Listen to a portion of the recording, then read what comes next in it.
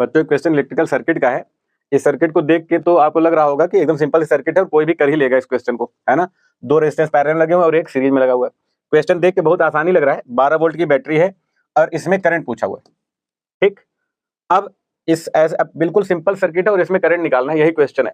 ऐसे question 10th class में ही सिखा दिए जाते हैं, लेकिन मैं बता रहा हूँ कि अभी आप करने लगोगे तो 12th के बच्चे या 12th पास जो नीट वीट के बच्चे हैं ना, वो भी इसमें फंस जाएंगे, है ना। इसका मेथड क्या है, प्रोसेस आपको सीखना पड़ेगा।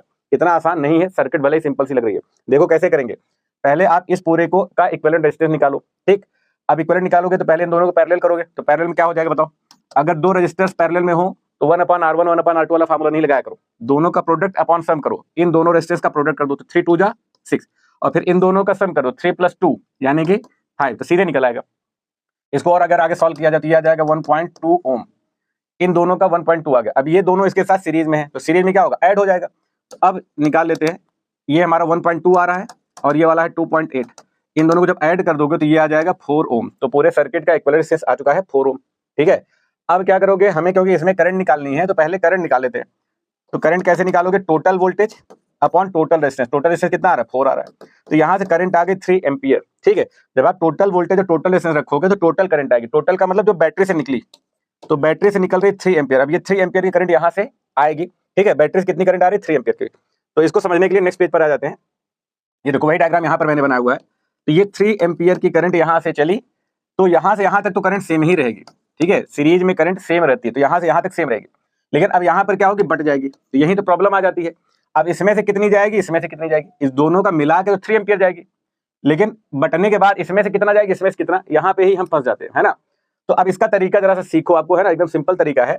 करना क्या होता है कि करंट जो होती है वो रेजिस्टेंस के रेसिप्रोकल में डिवाइड होती है। रेसिप्रोकल मतलब जिसमें रेजिस्टेंस कम होगा उसमें ज्यादा करंट जाती है, और जैसे ज्यादा रेजिस्टेंस होगा तो कम करंट जाएगी, ठीक है। तो करंट को उसको उल्टा डिवाइड होता है। तो इसीलिए क्या करना है, जैसे ये 2 ओम रेजिस्टेंस है ना, तो हम एज्यूम कर लेंगे, मान लो इसमें से 2x करंट जा रही है। इसमें से कितनी जा रही है, 2x। और 3 ओम ये है तो उल्टा करना है, ये 3 है तो यहाँ पे 3x मान लो, ऐसे, ठीक है। 2 इसका रेजिस्टेंस है, इसमें 2x मानना है, 3 इसका है तो 3x इसमें मानना है। यही तरीका है, ठीक है ना। उल्टा करना है आपको, एज्यूम कर लो।